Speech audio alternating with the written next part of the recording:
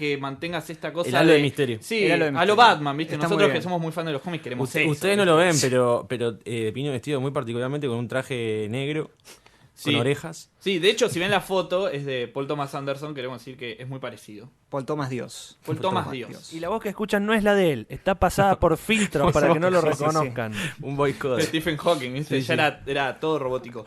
Bueno, pasemos a hablar de la película. Me gustaría que empiece Cítrico Sí. contando qué significa para vos Vértigo, qué significó cuando la viste por primera vez.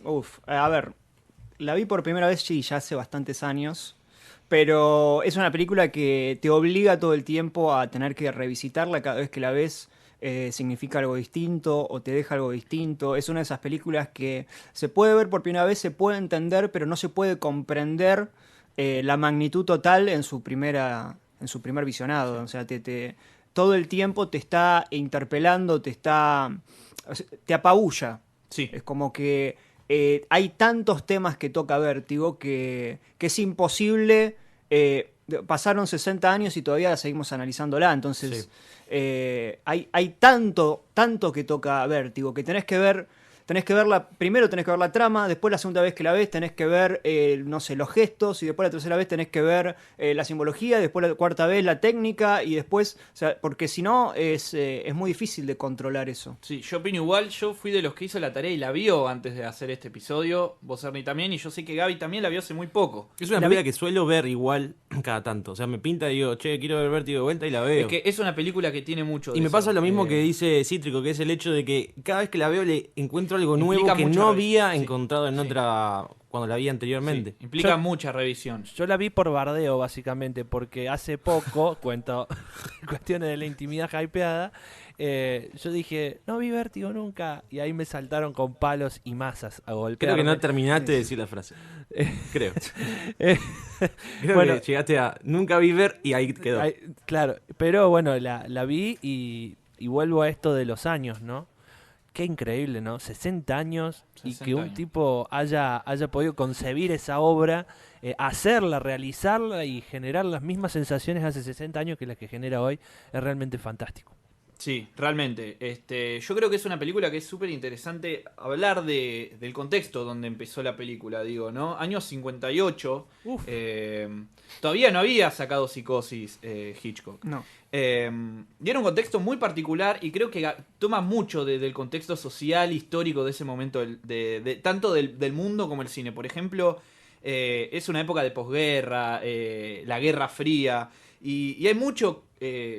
tanto en las propagandas políticas como en las series, en el cine, en la música, un concepto que siempre ronda por el aire, que es el del engaño y la desconfianza, ¿no? Esta idea que querían, sobre todo, poner los Estados Unidos de ojo con el de al lado porque puede ser un espía ruso.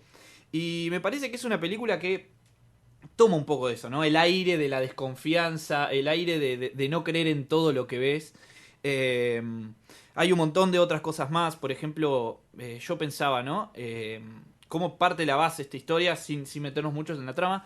Pero yo pensaba, ¿no? El comienzo de Vértigo nos habla de los primeros personajes que nos va presentando. Son personajes que constantemente aceptan, y digo, lo dicen, está puesto en el guión, Sí. que ellos están en una situación de satisfacción, de bienestar, que también tiene que ver un poco con la política de los estados de bienestar.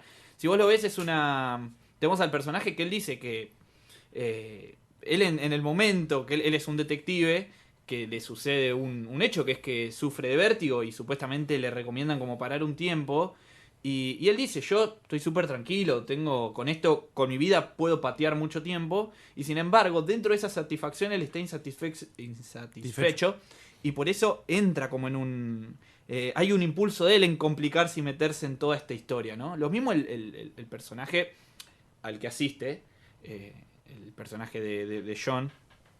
Y lo mismo, ¿no? Que también era un personaje que, si vos ves, arranca la película presentándolo en un lugar que está casado, tiene toda una construcción de barcos, y el tipo también te reconoce y te dice, yo estoy bien, pero quiero hacer esto.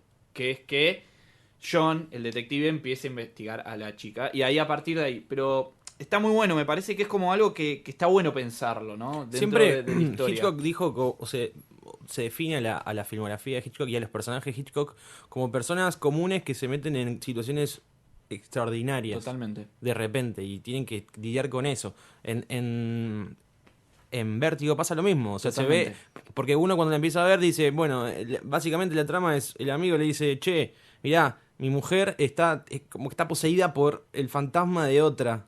De la abuela, o de Sí. la bisabuela. Sí. Entonces, Carlota. de Carlota. Entonces como que ahí empieza a jugar otro costado, que es más el jugar con lo sobrenatural, y es una situación extraordinaria para un tipo que es un ex policía. Totalmente. Entonces a partir de ahí se dispara la trama por donde va, que es recontra hitchcockiana, digamos, esos medios thrillers paranoicos también, y acá me parece que abre un poco más el abanico y se mete a tocar temas que en el subtexto están ahí, latentes todo el tiempo, y hacen que para mí sea una de las películas más maduras de Hitchcock como director, como Sí. toca temas que no se animó a jugar nunca o tocar nunca, y de formas muy zarpadas, se vuelve abstracto por momentos, ya los créditos del principio Sí, ya es tienen como... una cosa muy visual, muy abstracta. Y algo más para agregar, y con esto cierro, digo, es que también está buenísimo la idea de pensar que Vértigo, como decía Gaby, cuando dice esto se hizo en el 58, cuando la volví a ver, me volvió a pasar lo mismo que me pasa con Odisea, que digo, son películas que no se pueden creer, que habla de la calidad de Hitchcock para marcar primero una diferencia en una época donde el cine noir, el policial y el drama, porque él mezcla los dos géneros, eran moneda corriente, digamos. Era Sí. como en otro momento el western. En ese momento salían un montón de policiales. Y me parece que él le encontró una vuelta, que es lo que él encuentra siempre a sus películas, que le hace que vos decís, loco, este tipo de otro planeta. Y bueno, era eso lo que quería A mí me cerrar interesa saber hablando de qué le pasó a Gaby viéndola por primera vez. Tuve la sensación de que me había perdido 60 años de mi vida, y eso que tengo 27. Totalmente es un hecho igual. Sí, sí. Yo dije, ¿dónde estuve todo este tiempo? Claramente era ineludible para mí, que tengo por allí, ustedes me conocen, una conciencia cinéfila que es más de los últimos 30 años, y que por ahí me cuesta un poco relacionarme con ideas y huellas que quedan de estas películas de hace muchos años, pero que sin duda son como la base sobre la que se sostiene básicamente un género. A ver, el thriller yo creo que no sería lo mismo hoy sin Vértigo, sin duda. Y eso es mucho decir, y más siendo la primera vez que lo vi. Este mundo que construye Hitchcock, pero que obviamente proviene de un guión que más allá del laburo que le propuso él, lo hicieron Coppel y Taylor. Basado en una novela igual también. Exactamente, basado en la novela. Pero encontrarme con situaciones muy nuestras. Sin embargo, hay una diferencia fuerte que noto y que a lo largo de la historia ha venido influenciando al cine y cómo se va desarrollando, que tiene que ver con el factor económico. No se habla de plata en el mundo de Vértigo, no sé si lo entienden. Sí, totalmente. No lo percibo como un tema de época al tema del dinero, de clases, de la pobreza contra la riqueza, de los lugares a los que se puede o no acceder con el dinero. Siento que todo se da como mucho más natural. Y eso yo creo que enriquece la experiencia de la película, porque no te tenés que... no das por hecho cuestiones que hoy en el cine actual damos por hecho, que tienen que ver sin duda con esto de la diferencia de las clases, del poder, de lo económico, y creo que enriquece la experiencia de ver Vértigo en el tiempo de hoy. Porque nos ayuda a ver cuestiones que por ahí no veríamos con ese cine tan podrido de la actualidad económica.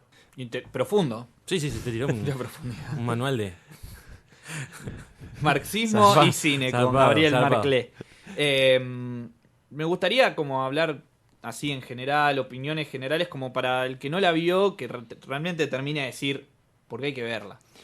Quiero escuchar a ver Sí, qué dice Cítrico de eso. Yo creo que todos los thrillers que salieron después de Vértigo y Psicosis son Vértigo y Psicosis. O sea, o son uno o son el otro, salvando las enormes diferencias, ¿no? O sea, ninguno llega a ser lo más cercano.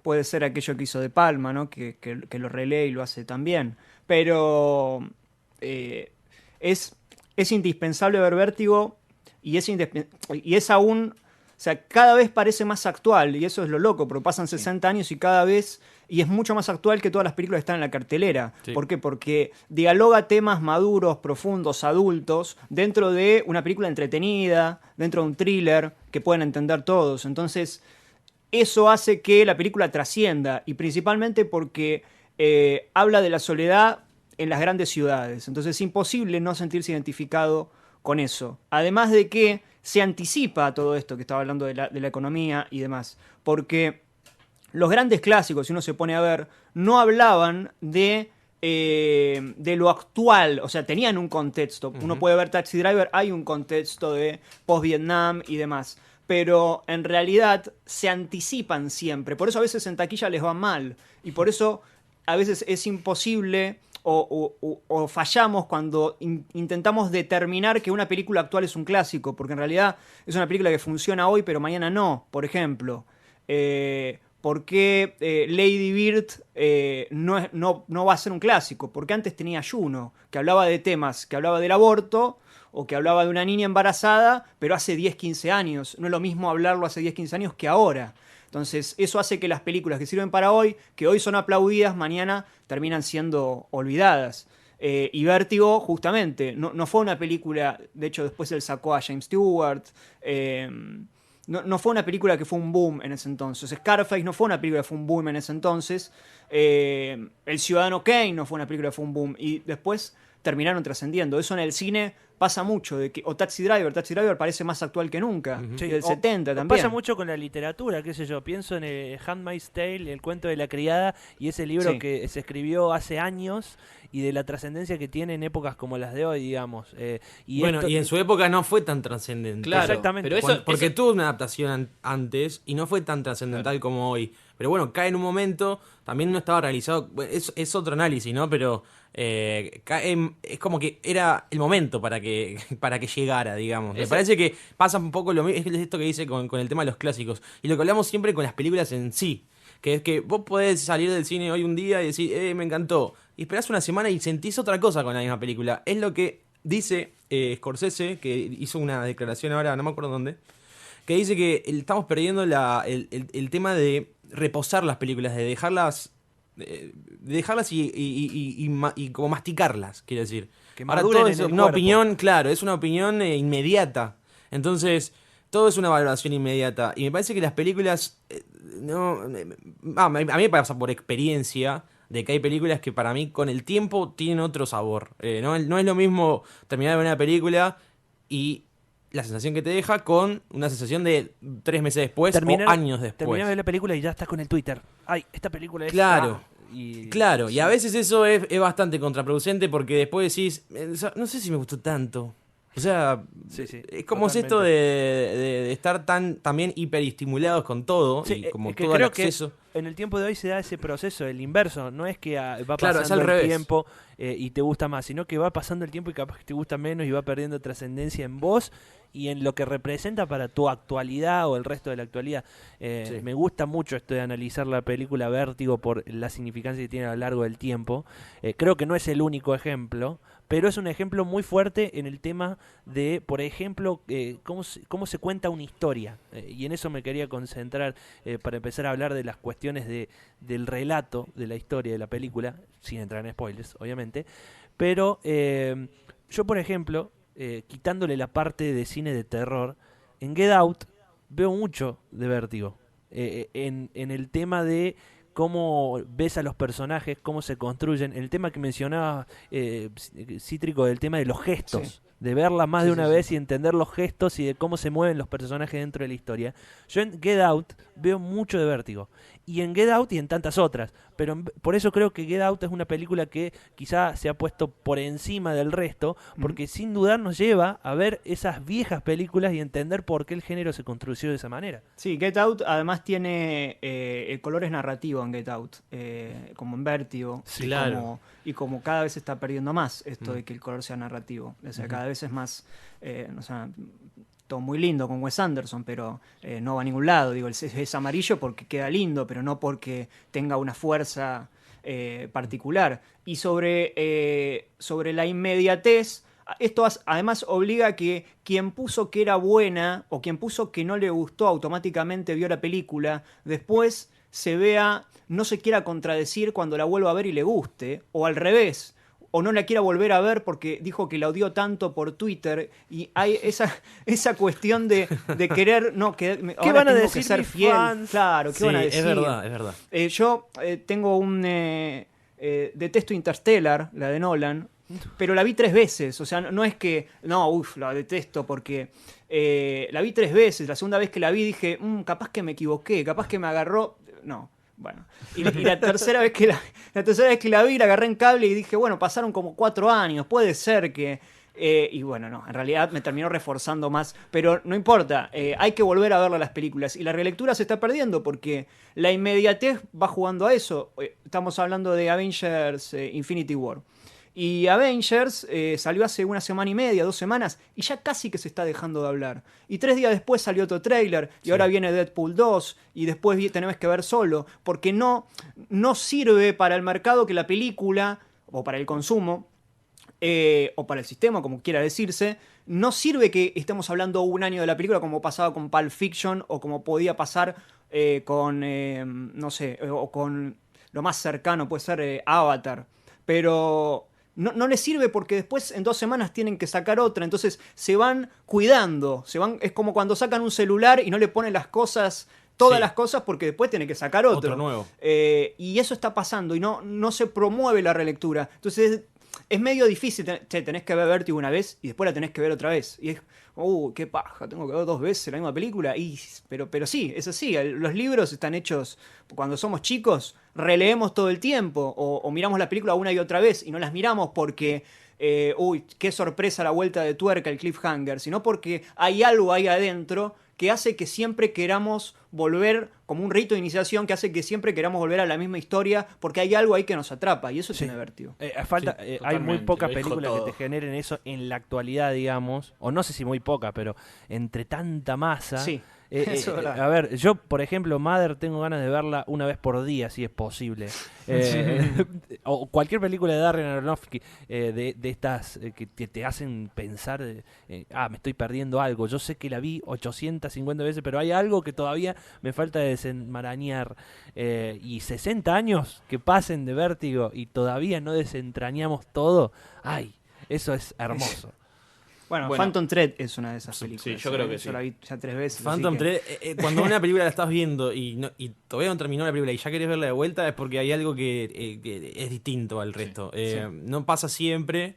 No. Y cada vez pasa más en buscar. Es como que tenés que... ¿Viste cuando ibas, no sé, al supermercado y veías discos en una cosa y encontrabas uno que estaba ahí? Hay tanto para ver y todo que es difícil encontrar y estar atento a todo lo que pasa por alrededor tuyo también.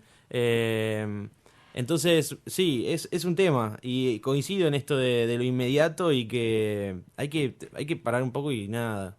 Y ver lo que... Tranquilo. No, obvio. Y esto de poder disfrutar de esto, de repetir. Por ejemplo, yo De siempre repetir, pongo un ejemplo, repensar. yo siempre pongo un ejemplo que también me parece que hay mucho concepto atrás. Digo, y con esto quiero después ya que pasemos a hablar directamente de la Sí, peli con sí. spoiler, pero digo, justo cuando hablaba, yo era lo que creo que también hablamos cuando me acuerdo hicimos el podcast de Blade Runner 2049. Sí.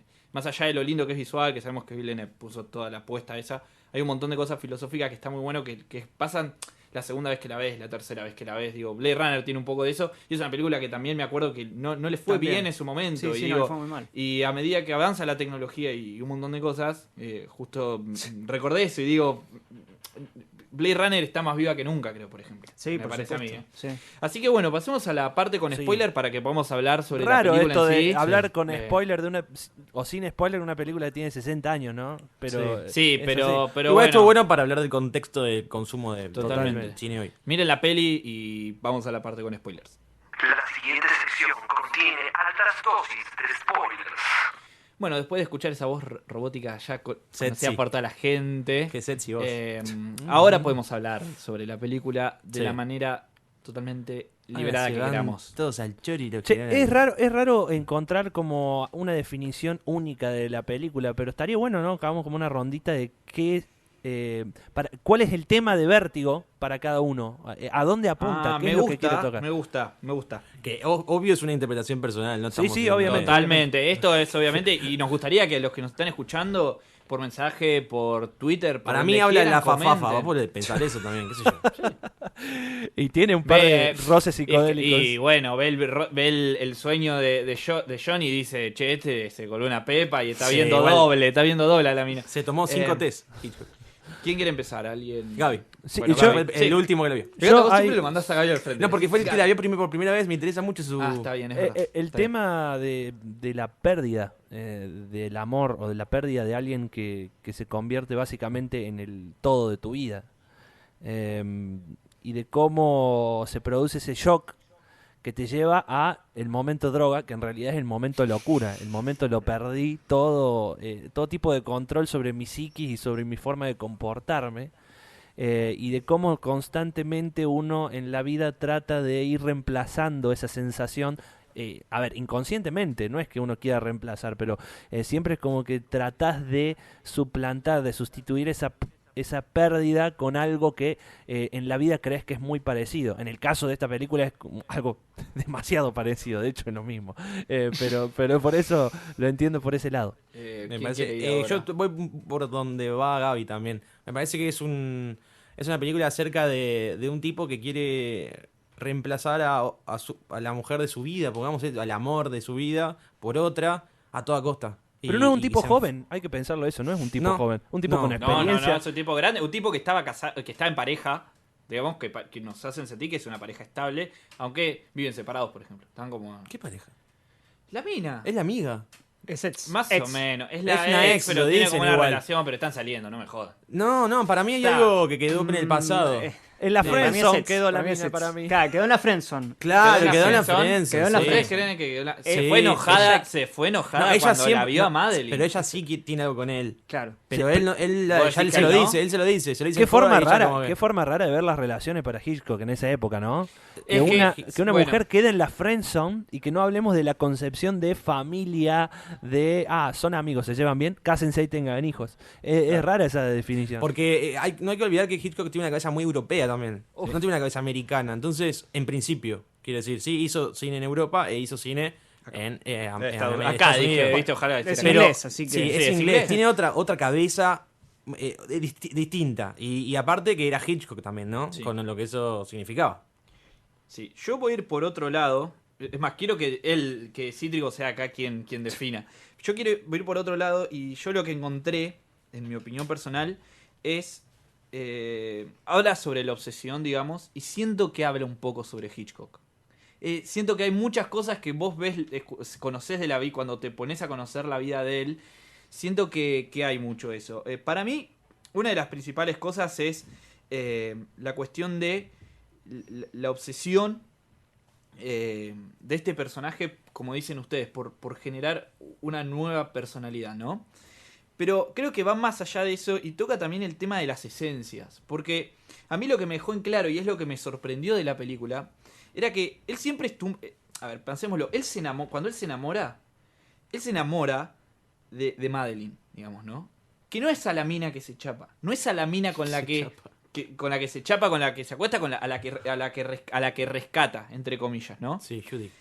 Judy. Y sin embargo, cuando ella se lo plantea, le dice la verdad y tiene la posibilidad, porque además es como que yo te dijera, pero fue a mí a la que besaste, ¿me entendés? Sin embargo, él lo que se enamora es de la característica de Madeline. O sea, por más que sea Judy, De la esencia. no, totalmente, él se enamora de la esencia de Madeline y cómo la idealizó, porque al fin y al cabo casi no tuvo contacto con Madeline, ¿se entiende? Entonces, me parece que habla mucho de eso. Personalmente, yo creo que siempre se habló de la relación que tenía Hitchcock con las mujeres. Entonces, a mí me parece que, sobre todo con el tema de las blondas, con el tema de cómo las construía, cómo las trataba, me parece que el personaje de John, cuando ya tiene esta obsesión con Judy por convertirla en Madeline, me parece que habla un poco sobre Hitchcock. De hecho, siento que hay como una justificación porque al fin y al cabo, él, cuando empieza a dudar, lo termina llevando al límite para descubrir la verdad, digamos. Pero bueno, y creo que también esto, siento que la película habla de vértigo. Vértigo es el disparador, digamos, el vértigo de la persona. pero me parece que habla sobre un vértigo en un montón de aspectos. El Sí. vértigo en las relaciones, en lo que siente uno con respecto a todo. Entonces es un poco profundo, pero es como que esta segunda revisión de la película me generó mucho y fue mucho por ese lado, ¿no? El pensar en esto, de decir, al fin y al cabo vos estuviste con Judy y sin embargo decías que era demasiado tarde porque vos querías a Madeline, ¿me entendés? Y con Madeline nunca estuvo. Fue toda la idea de él y todo lo que idealizó en su cabeza. Yo, a ver, es difícil. Pásenle yo un creo- agua. Sí, yo creo que en Vértigo está el sentido de la vida. El sentido de la ¡Apa! vida está en Vértigo. O sea que si alguien quiere. Por eso estamos analizándola Totalmente. tanto tiempo, porque está todo ahí. Él quiere reemplazar a Madeleine con Judy o viceversa, o como se quiera decir. Pero en realidad eso viene de su vértigo. Entonces, él quiere completarse a sí mismo, ese miedo que tiene, con una mujer. Y después lo quiere volver a completar con la misma mujer, ¿no? Entonces, yo creo que habla de su soledad y de una superación personal. Es como que te está diciendo la película, basta de las superaciones personales en las que tenemos que cubrir todas las pérdidas que tenemos. Hay que aceptarse de una vez por todas, tengo vértigo, y no andar. No es que tenés que dejar de fumar y después te pones a comer y después volvés a fumar, porque es un poco así lo que le pasa a Scotty. De hecho, el vértigo lo cura perdiendo algo. Entonces, es como siempre te va a faltar algo, nunca vas a estar lleno.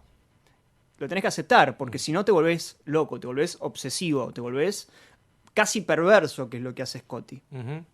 Sí, lo interesante también es el personaje de Scotty es muy particular. Quiero agregar algo, Porque- perdón, antes que sigas. Sí. Que digo que nosotros, capaz uno habla de John y Scotty y es la misma persona. Porque es raro, Sí, ¿viste? sí, sí. Sí.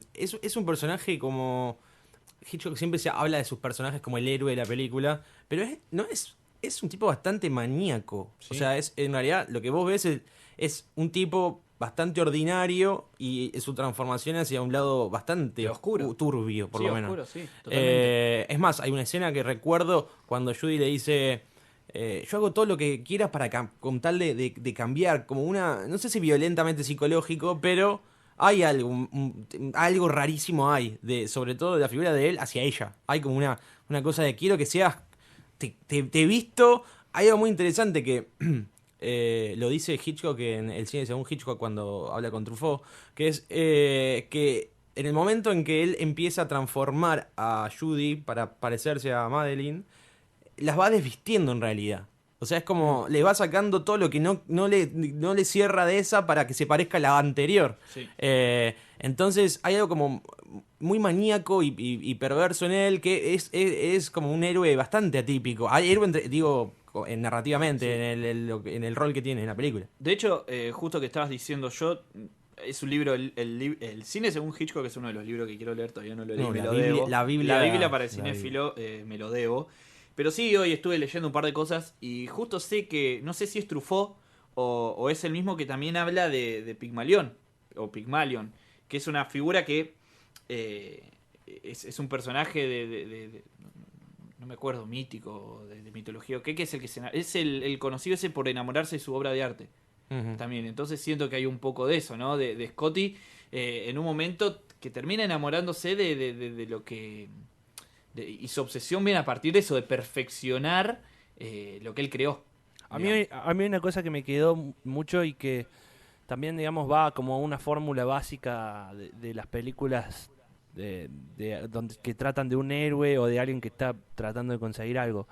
Y que tiene que ver con que ponen el tema del vértigo como el problema o el nudo por el cual tiene que atravesar el personaje de Scotty, y a lo largo de la película te va mostrando señales de cuál sería el camino para solucionar o para terminar con ese nudo y llevar a una solución, que tiene que ver con esta idea de que para atravesar, para perder el vértigo tiene que atravesar un momento de suficiente estrés, digamos, como para que el estrés, para que el vértigo se revierta, una situación similar a la que lo llevó a tener, digamos, el vértigo en aquel primer momento. Y creo que en eso también puede que haya cierta confusión en la primera vez que uno la ve respecto al resto de las OS, porque perdés un poquito de vista el resto de las situaciones. El tema del vértigo es como muy, a ver, ¿cómo se va a curar del vértigo? Y al final más o menos como que te va llevando hacia eso. Obviamente con una visión muy simplista, pero creo que en eso hay también un carácter bastante interesante para entender la película, por ejemplo, en entender en qué momentos nosotros vemos el real efecto del vértigo, digamos, y que tiene que ver, por ejemplo, con la escena de la torre, con las muertes y todo eso. Sí. Sí, también hay algo que es interesante, que es que la novela se llama De entre los muertos, y la escena clave para mí de la película es ella volviendo de la muerte, digamos, para lo que el personaje entiende. Sí. Y es un poco lo que decía Cítrico, el hecho de buscar vida en lo inerte, digamos, en lo que no lo tiene. Porque en lo que hace es que de entre los muertos pudo construir o volver a la vida a su amada, digamos, ¿no? A la que creía muerta. Sí. Hitchcock también dice que la novela original o sea, el formato no era el mismo.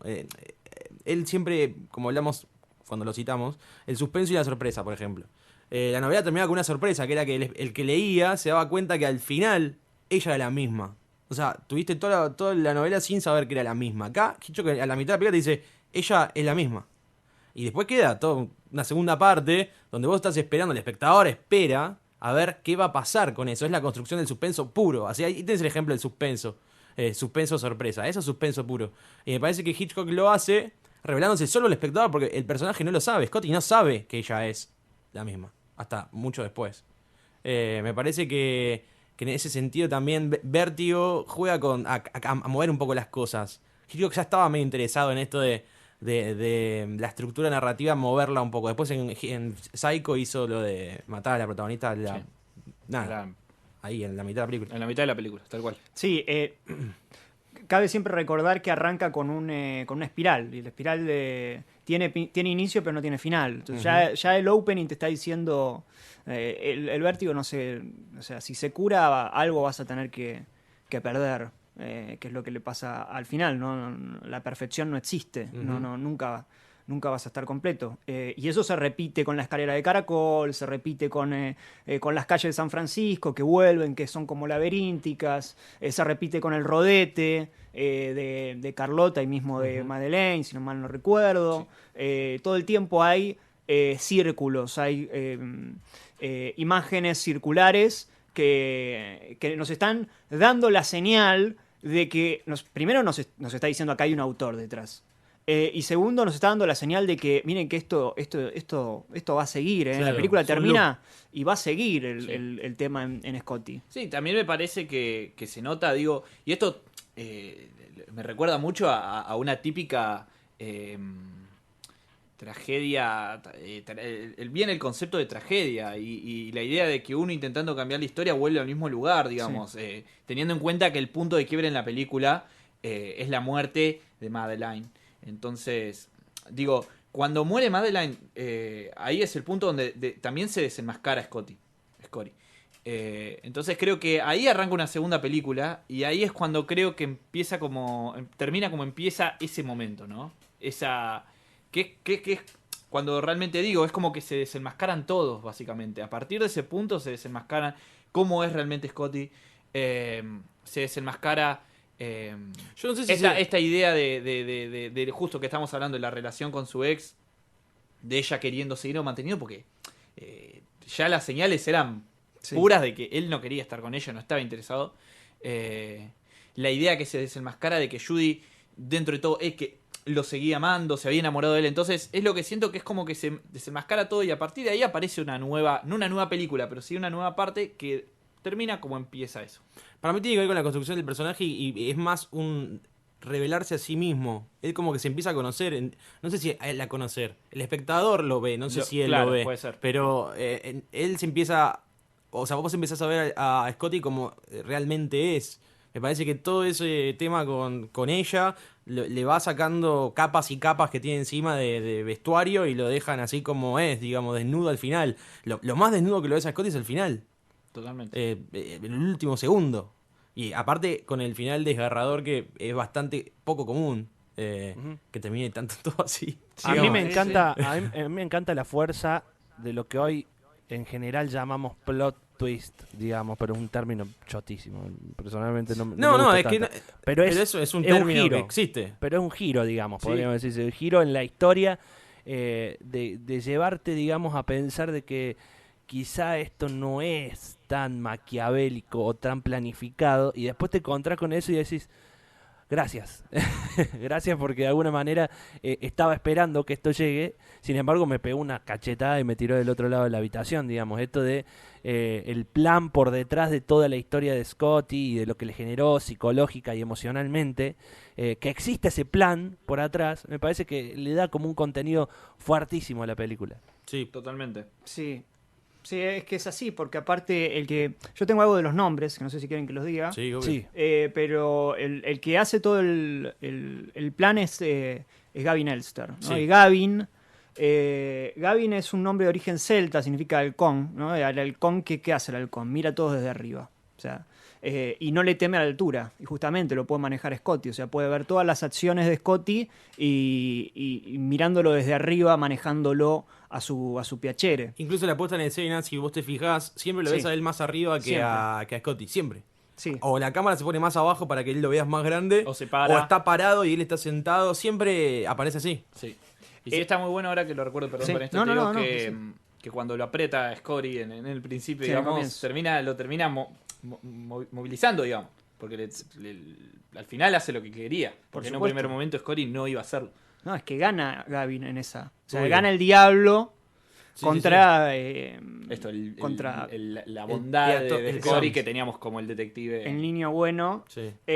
Pero incluso en la oficina de Gavin Elster hay cuadros de caballos y de San Francisco. Toda de la vieja San Francisco. Y Gavin lo que dice es, no, bueno, la nostalgia, todos estos cuadros, qué tiempos pasados. Pero en realidad lo que está queriendo decir es, todo esto es mío, esto ya fue. Esto es como cuando tenés el árbol genealógico de tu familia, como para recordar de dónde viniste, pero ya está, listo, forma parte del pasado. Ahora esto es mío, o sea, esto lo manejo yo. Y el caballo. La mayoría de los cuadros tienen caballos. El caballo es un animal de poder. Y es un animal que está presente siempre en la conquista. O sea, modifica al hombre. Él hace creer al hombre que es un cadete, que es una especie de mensajero, pero en realidad lo está llevando de un lado hacia otro. O sea, lo lleva hacia donde quiere, que es lo que hace Gavin con Scotty. Sí. O sea, Gavin es el diablo y Scotty es alguien que quiere jugar a ser Dios y termina cayendo en la trampa de Gavin. Después hay... si nos ponemos a analizar el nombre de Scotty, que Scotty en realidad no es un nombre, ¿no? Sino es un apodo, Ujú. que es John. John Sí. viene del hebreo, quiere decir fiel a Dios o Dios es misericordia, ¿no? Scotty es un católico aniñado y Gavin es el diablo. Y esto lo dice mucho mejor, si lo escucharon hablar Ángel Fareta de Vértigo, él lo explica mucho mejor, que dice que como no puede crear, como el diablo no puede crear, porque maneja lo que creó Dios, imita, copia, genera duplicaciones, o sea, hace planes de distracción y se viste de inocente con una gran sonrisa y un gran traje, que es el que tiene Gavin. Y además es constructor, o sea, él construye un plan que consiste en imitar y en duplicar. Y ahí es donde cae John. Si uno toma también el nombre de Madeleine, ¿qué significa Madeleine? Acá es Magdalena. Pero Madeleine tiene su origen en el antiguo griego y tiene relación con la vigilia. ¿Qué significa esto? La que vigila desde la torre. O sea, Madeleine significa la que vigila desde la torre. Y está todo ahí, porque Sí, obvio. justamente ella muere, o sea, termina partiendo en la torre y termina quedando como... pasa a vigilar como un alma o como un fantasma que termina viviendo ahí hasta que llega Judy, Sí. e incluso puede ser la que lo termina. El fantasma matando, de ¿no? alguna manera uno lo entiende como ese miedo desde las sombras, ¿no? Sí. A ver, la caída de personaje de Madeleine es tremendo, porque además el grito, primero que te desgarra el grito, Sí. y segundo que ve ella, observa una figura desde las sombras y lo entiende, acá me la estoy mandando, digamos, y eso es lo que le genera el miedo. Después parece una monja, es tremendo esa imagen. La digamos. monja, la monja saliendo de la oscuridad No, una es cosa tremendo. Y tocando las campanas después. No, Y aparte le chupa un huevo a la monja, o sea, bueno, pasa, qué desgracia. Y toca la campana. Claro, O porque sea, es la segunda vez que pasa, básicamente. Claro, ya está, la monja está curada de siempre espanto. se cae gente acá arriba. Sí, sí, la monja está curada de espanto. Bueno, justamente, ¿no? Es la segunda vez que pasa. Esto, todo doble. Todo Sí, es el todo el doble. Con respecto al tema de los dobles, para mí es una gran película de doppelgangers, digamos, como del doble sin ser un doble real, sino con el concepto del duplicado de uno siendo dos, digamos. Hay algo interesante en la puesta en escena que es que en la primera parte, cuando vos estás con Madeline, la ves a ella siempre. Sí, hay un plano que recuerdo mucho en la escena de que va a la florería, que él la ve a través de la puerta. Y ves el punto de vista de él, digamos, un plano, es una subjetiva. Y el corte, el plano contra plano, cuando ella vuelve, se acerca para el otro lado, que parece que viene hacia donde está él, vos la ves a ella a través del espejo y a él viéndola a través de una ranurita de la puerta. Y vos siempre igual la ves una vez a ella, no la ves dos. A ella la empezás a ver dos veces en los espejos después de la segunda parte, cuando ya es Judy. Que hay un montón de planos de ella repetida dos veces en el espejo. Pero toda la primera parte vos siempre la viste una vez en el espejo. Hay algo de puesta en escena que está buenísimo, que usa Hitchcock para jugar con esto de, ahora que ya sabes que es ella también, te la muestro dos veces en el espejo. Pero también hay una cuestión que tiene que ver con cómo es ella, desde su figura, que leyendo un par de cuestiones lo empecé a interpretar de esa manera, y que tiene que ver con los costados o los perfiles más precisamente, y cómo ese efecto de los perfiles y de creer que conoce a esa persona produce en Scotty esta obsesión, podría decirse. Fíjense que cuando la ve de nuevo, o sea, cuando la ve en realidad pensando de que es otra persona, más allá de que en su interior lo presiente que es la misma, se la ve a ella en la ventana, o con las luces que ingresan por la ventana, con la mitad de la cara totalmente oscurecida, pero en donde se observa solamente, digamos, la silueta de ese perfil, y que sin duda él lo convence de que está viendo a Madeleine. Entonces, la silueta en la película creo que se repite en varias oportunidades, lo del perfil más que todo. Todo el tiempo está el perfil en ella, sobre todo en ella. Esa es una huella de importancia, pero bueno, que es para Scotty. Hay la escena de Ernest, el restaurante, Sí. que para mí de puesta en escena es una cosa increíble. No se Si puede ustedes se fijan, cuando ella pasa y se queda como paralela a él, las luces atrás empiezan a brillar más fuerte. O sea, vos ves como que el fondo resplandece y después, cuando ella ya gira de vuelta, vuelve otra vez a apagarse. Eso con el perfil de ella. Después hay otro plano en el hotel y hay otro plano en el auto, si no me equivoco, de ella de perfil. Y Hitchcock jugando todo el tiempo con el perfil y con los fondos también de ese perfil.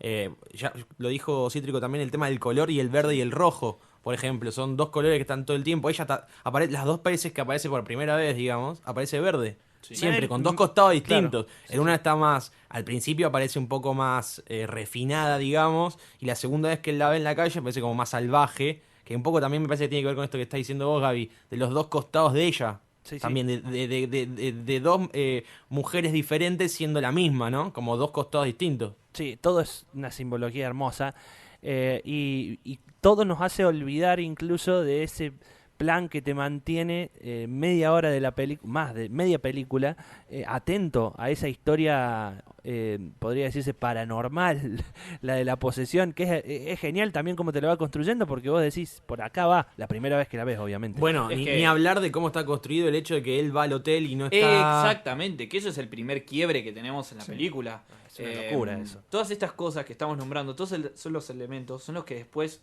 agarra un director como De Palma y a partir de todas de estas bases arma también su propio cine, digamos. Que, Es que creo- ya va a venir y ya vamos a tener ese Eso es lo momento para hablar de genial. él. Es lo genial porque lo que hace Hitchcock con Vértigo, y vamos a decir con toda su cinematografía, pero en particular con Vértigo, es romper un molde y a partir de eso armar otro, digamos, o armar otro totalmente diferente que todavía tiene vigencia ese molde, digamos, todavía, digamos que más allá de que se lo ha ido modificando y todo, no se ha quebrado porque es el más bonito de todos, digamos, es el molde que vos querés para seguir creando cosas que te vuelen la cabeza. Yo creo que no sé si es intencional en Hitchcock. Para mí Hitchcock es mucho más un tipo que quiere contar historias que le gusten contar. O sea, no sé si Hitchcock era tan consciente de lo que hacía como rompedor de esquemas, digamos, ¿no? Pero me parece que lo hacía por el amor al narrar, quiero decir, me parece. Sí, la industria era muy importante para él, o cómo producía, o si a la película le iba bien. el trato con los actores, con King Novak dijo que no quería trabajar nunca más. Todo ese mundo es Hitchcock, pero quiero decir que no sé si era tan consciente de lo que estaba haciendo. Me parece que también a Hitchcock se lo interpreta o se lo lee mejor a través del tiempo. Creo que él no fue nunca consciente de eso. Me parece a mí, siempre pensé lo mismo de Hitchcock, como no tan consciente de sí mismo.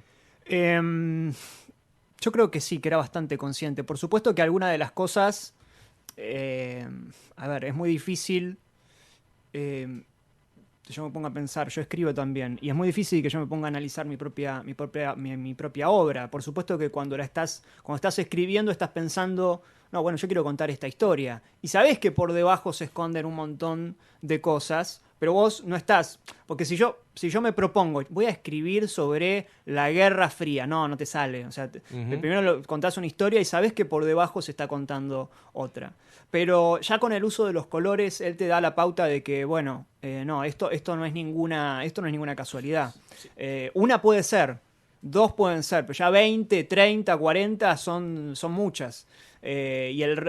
Bueno, de vuelta, el rojo y el verde, que los usa constantemente, ¿no? Como el verde la esperanza, y por eso la atrae tanto, o la salud, o como se quiere decir, el rojo el amor, la pasión, la sangre, ¿no? Y, bueno, todo símbolo tiene su polaridad, entonces se le puede dar un montón de significados.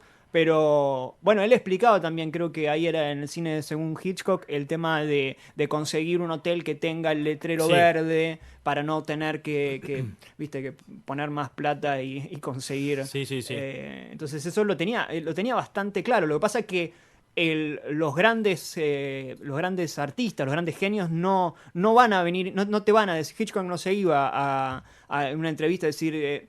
no, ¿saben lo que yo quería hacer? Quería contar que cuando yo con las chicas, no lo iba a hacer. Creo que ningún genio lo hace a eso, básicamente. No, ninguno. Y también hay una cuestión natural, y digo que es también lo que marca, por ejemplo, muchas veces al cine de autor, digamos. Hay algunos de los que podemos hablar que capaz hacen cine de autor y sí son un poco más superficiales, digamos. Pero me parece que... sobre todo en esta época del cine. ¿Por qué? Porque para mí era una época que todavía el cine tenía mucho por desarrollarse. Y los directores, quieras o no, era como en otro momento, no sé, era un momento donde todavía el cine era, en muchos aspectos, era 2 más 2 es 4. Todavía viniendo de ese cine que empieza a modificarse con Orson Welles y con un montón de cosas, donde los planos empiezan a tomar empiezan a significar mucho más, digo... la significación está siempre, y digo, siempre va a haber un desarrollo de esto. El tema Entonces, es que todavía yo lo que no creo se es que habían escrito los libritos. Claro, entonces desde mi idea siento que él era consciente, porque también para generar una ruptura vos tenés que ser consciente de lo preestablecido también. Es mi opinión, digo. Entonces, más allá de que haya una naturalidad o que haya una cuestión orgánica, porque yo lo que... eso sí es algo que le recontra banco a Hitchcock, y siento que cuando ves sus películas son muy orgánicas. Más allá de ver Psicosis, y lamentablemente si viste Psicosis de los 60 y capaz viste antes 40 películas que vienen de ese lado y son influencia, pero vos seguís sintiendo que ahí está el orgánico. Entonces también creo que hay un poco de eso. Es decir, hay un juego hay un equilibrio entre lo consciente y lo inconsciente, digamos. Creo que la historia y un montón de cosas que habla sí son inconscientes, digamos. Esto de que yo siento que son las huellas que él deja cuando vemos esto del voyerismo, cuando vemos esto de cómo el trato hacia una mujer, casualmente rubia, digo. Entonces, más allá de que él deja plasmadas sus obsesiones y eso capaz sí de manera inconsciente, siento que hay otras cosas que sí son como más pensadas o conscientes. No, pero aparte el hecho ya de matar a la narradora a los 40 minutos en Psicosis, no podés no saber que eso va a generar una ruptura. Eso está claro. Y que aún Pero yo así creo que vos eso sigas viendo la sale película. más de la necesidad de decir, quiero que le pase algo al público, o sea, de buscar la reacción también. del público, que decir, También. vengo a romper para trascender y ser un genio del cine. Me parece ser, que también. nace del amor que tiene él por el cine No, en sí por mismo, eso. y de contar y que le pase cosas a la gente. Bueno, eso también es verdad, pero digo que puede estar unido, digamos. Capaz. Aparte él no digo, guionaba, por ejemplo, él no escribía. Digo, su obsesión, digamos, capaz. Cuando yo hablo de ruptura, no hablo precisamente de una ruptura de él como decir, yo quiero venir a cambiar la historia del cine. Pero sí, como vos decís, siento que él era muy consciente del espectador. Y como Re, vos decís, recontra. a él le preocupaba mucho sus películas y cómo las veía. Pero sobre todo Recontra. porque siempre estaba al ojo del espectador. Él quería que el espectador sintiera, que fuera la experiencia, digamos. Eso está muy bueno porque... Es como dice Spielberg, para mí Hitchcock estaba dirigida sentado desde el lado de él viendo una película, Pero de la gente. Eso está muy bueno porque muchas veces una maquinaria piensa en pensar el masa. Y digo, más allá que vos tenés que pensar para un público masivo, también tenés que pensar cómo generar esto, ¿me entendés? Entonces, Bueno, pero el creo cine- que, pero el cine la de- ruptura está también ahí, ¿me entendés? El cine de Hitchcock igual no era el de la maquinaria, ¿eh? Para mí el cine de Hitchcock era el de la parte del público que se sentía excluido Sí. del Charleston y de los bailes y de las historias que se contaban con bailes y canciones, digamos. Sí, no sé, yo creo que... Para mí el cine de Hitchcock es el cine de Hitchcock, es muy difícil Sí, ponerlo. sí, pero yo creo que igual más allá de eso, y no creo que sea un tema como para meternos, me parece que, te repito, a él le preocupaba siempre mucho su público y cómo le iban a las películas. Entonces digo, era una época donde más allá de que vos querías hacer cine-arte o cine como se le dice ahora, cine-arte, ¿viste? Porque Sí. ahora vos tenés cine y ahí la crítica al cine-arte. Pero más allá de que vos quieras hacer ese tipo de cine, en esa época eran muy conscientes del público. Entonces digo, capaz la ruptura no viene de una cuestión propia de decir yo quiero cambiar el cine, volviendo a eso, y sí de decir yo quiero que mis películas, por lo menos en el espectador, generen otra cosa, o centrarse más que nada siempre en mejorar o siempre generar algo diferente en la experiencia del espectador. Eso es alguna. Sí, sí, porque aparte, abriendo entre paréntesis, cine-arte es una descripción bastante... porque son sinónimos, ¿no? O sea, Sí, decir cine-arte es totalmente. decir que... Pero bueno, Sí. entiendo igual que ya se hizo muy... ya está cultural, popular es la expresión. Es una frase hecha casi, como decir, Sí, Sí. hablar de cine arte. Como Una decir, pelotudez. cine pochoclero. claro. Claro, Claro, tal bueno, cual, es cine otra. pochoclo y cine. Es otra, porque aparte bueno, no importa, es otra Es decisión. otro tema. Pero Hitchcock no es que era Cassavetes, que Cassavetes lo que hizo fue agarrar una cámara, "Venga, vamos a filmar", y él quería ser rupturista. Claro. O sea, Hitchcock quería ser rupturista, pero para ser rupturista hizo películas durante 40 años antes. O sea, él arrancó a filmar del 25, arrancó con Intertidal, arrancó en el 25, me parece, y después esta es del 60, esto es 58. O sea, primero, lo que entiendo yo y lo que la mayoría de los genios o de los grandes directores hacen o hicieron es, primero hay que aprender el ABC. Y después, cuando lo tenés bien claro, ahí podés jugar con las formas. Totalmente. Cuando yo estudiaba, me pongo autorreferencial, pero bueno, cuando estaba estudiando guión en primer año, me acuerdo que el primer ejercicio era algo así como escribir un capítulo unitario, una cosa, ¿no? Un capítulo solo, Sí. que empiece y termine 40 o 45 minutos. Y lo primero era un grupo de 3-4 personas. Y las demás personas lo que decían es, bueno, vamos a poner flashback y vamos a poner, pero todavía no te sabes cómo, claro, no sabes la estructura, no sabes todavía escribir algo lineal. Y hay una tendencia en querer siempre ser, no, yo vengo acá a romper. Y primero tenés que saberte, y eso es lo que hace Hitchcock. Y por eso le salió tan bien. Primero hay Porque que si saber él- sufrir, después amar, después partir. Sí, Bueno. eso es así. Sí. Siempre el que rompe, el que viene a romper, conoce mucho el cine clásico o el cine, sí, digamos el clásico, me refiero a la estructura, Sí, a la estructura de 3 actos. Para romper eso o cambiar las normas, tenés que conocerla muy bien. Sí, lo propio muy de la bien. vanguardia, digamos, Claro. tal cual. Sí. Es la esencia de la vanguardia, es decir. Porque si no es como cualquiera hace cualquier cosa. Claro, ¿se de entiende? todo O es sea, arte. Y no, todo no es Bueno, arte. hay Tampoco genios, la- hay genios, ¿no? Que capaz que de primera le sale muy bien. Sí. Pero como decís Sí. vos, Cítrico, Sí. es una cuestión de que tenemos un Hitchcock sumamente experimentado, creando una obra que sin esos 20 y pico de años no hubiera existido y no hubiera sido de esta manera, digamos. No hay forma de entender un Hitchcock sin toda la construcción. Si Hitchcock se hubiera muerto en los 30 o le hubieran... no sé, hubiera perdido la voz o la visión o lo que sea, le hubiera cambiado la vida y no hubiéramos llegado a esta película. No, es que aparte él hizo comedias, hizo dramas, hizo thrillers, se fue encontrando. Totalmente. O sea, es como De músico. Palma hizo Claro, De Palma hizo 5 películas al principio que son todas como de Nouvelle Vague, de Godard y demás. Y hizo Sister y se encontró con Hitchcock. O sea, él se fue encontrando y la mayoría... Hay excepciones a la regla. Tenés Tarantino, que la primera que hace ya rompe todo, y que Tarantino encima no había estudiado, pero no es... O sea, es uno en cada... Sí. No voy a decir, che, no estudie cine porque Tarantino no estudió cine. Es, No, obvio.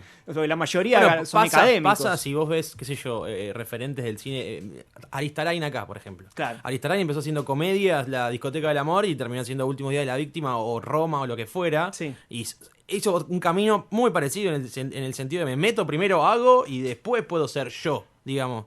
Sí. Me parece que es uno de los caminos, como decís, el camino de Tarantino, que hace una y ya derecho y le pega y le pega y le pega. Pero el mundo del cine es bastante sorprendente en ese sentido. Pero sí, me parece que la espalda que tenía Hitchcock durante todo ese tiempo antes de Vértigo, qué sé yo, o sus últimas películas, le dieron también todas esas herramientas para hacer las películas que hizo. Si no, no podríamos haber tenido... Para mí, yo siempre digo que para mí Vértigo le muestra a él en un estado de director más allá de todo, como... en dominio de la puesta en escena, del ritmo. Vértigo tiene una cadencia diferente a lo que tiene otras películas de Hitchcock. Me parece que es distinto, es un tipo distinto y de los más grandes, es así. Aparecen por arte de magia. Sí, totalmente. Bueno, esto se fue a un debate muy interesante. Me gustó mucho poder hablar sobre Hitchcock, sobre todo, y también poder hablar mismo sobre él, digo, como director, que es algo que tenía muchas ganas de hablar hace bastante en este podcast. Creo que todos acá nos gusta mucho Hitchcock. No, y aparte, alta forma de empezar este ciclo, chicos. Con una película de 60 años y que, más allá de que se ha hablado y se ha debatido muchísimo, la posibilidad de encontrarse 4 tipos que capaz que nunca hablaron de esta película en su vida juntos, salen cosas nuevas. Totalmente. Bueno, ya para ir cerrando, vamos a hacer lo que hacemos siempre, obviamente, es que cada uno pueda dar una recomendación de una película o un libro o lo que quieran, básicamente. Yo primero voy a empezar y es alguien del que hablé, ya que justo estamos hablando, que es De Palma. Si les gustó, si vieron Vértigo y les gustó y capaz de Palma solo vieron Scarface o los clásicos, me parece que está muy bueno que vean Doble de Cuerpo. En verdad, Doble de Cuerpo creo que ya hemos hablado acá. Es una mezcla entre Vértigo, para decirles así, y otra película de Hitchcock, que es La ventana indiscreta. Solo les voy a decir eso. Me parece que mantiene lo mejor del suspenso de Hitchcock mezclado con los toques que le da De Palma. Así que nada, los invito a que la vean. No es de las más... Es de las conocidas de él, pero bueno, está siempre por debajo de Scarface, de Carrie y de Vestida para matar. Así que yo voy con esa. Gaby. Yo quiero recomendar no una película, sino un documental que tiene un fragmento dedicado a Vértigo y que se llama The Pervert's Guide to Cinema, que es conducido y escrito por Slavoj Žižek, el filósofo comunista, Ajá. podría decirse. Bueno, hay uno de los tramos que se lo dedica a Vértigo. Habla muy mal en inglés. Sí, el Slavoj, acento de Žižek pero es tiene un espectacularmente acento horrible. insoportable por momentos. Pero es genial cómo lo examina, incluso metiéndose en la escena en particular, con los planos, analizando el significado psicológico y obviamente filosófico de esa parte o de partes de la película. Si lo encuentran por YouTube también van a encontrar ese fragmento en particular, pero todo el documental está fantástico porque analiza un montón de películas clásicos cinéfilos que, bueno, lo analiza muy bien desde la filosofía. Buenísimo. Yo voy a recomendar que vean lo que más que puedan de Hitchcock. No tengo mucho más que eso. Me parece que hay que ser curioso con Hitchcock. O sea, meterte a ver lo que te pinte ver, porque hay un mundo, primero, que tiene millones de películas, un montón de Tiene cosas películas. muy interesantes. Un montón de películas. Y hay un montón para ver de Hitchcock. Para mí también es indispensable leer el cine según Hitchcock. Para mí es la Biblia. No por... me parece que está todo ahí, digamos. Aparte es una conversación entre dos directores del carajo, digamos, muy distintos entre sí y muy parecidos también en un montón de cosas, que me parece que hacen que si te gusta el cine y no... léelo porque es impresionante. Hay un documental también sobre el libro, pero yo recomiendo que lean primero el libro porque el documental es mucho más chico, o sea, abarca mucho menos. pero el libro es para leer y releer y siempre tenerlo ahí.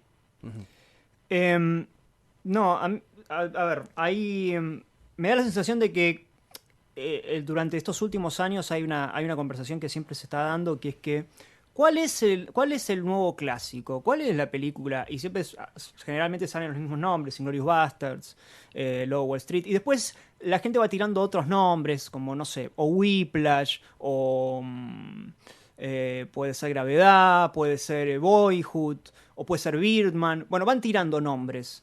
Y hay una manía de querer decir, bueno, pero Nolan es el nuevo Kubrick, o Ryan Coogler es el nuevo Spielberg, o hay una manía de buscar, de intentar emparentar, ¿no?, ciertos directores clásicos o ciertas películas clásicas con las de ahora. Y en realidad, para poder entender si una película actual puede llegar a ser clásico, además de la distancia que tiene que haber obligatoria de 10 años, primero tenés que ver qué es un clásico.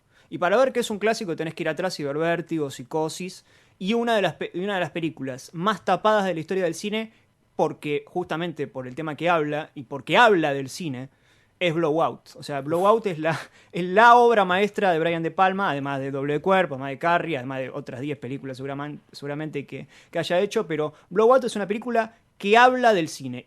Travolta inventa el cine en Blowout. Y está tapada esa película, un poco por lo que discute. Y tiene también, lógicamente, un paralelismo con Vértigo, que no voy a spoilear. Pero Blowout la ves y te cambia todo. Y también es una película que te obliga a ver 3, 4, 5, 7, 8 veces. Diría que es casi una obligación para el que le gusta el cine.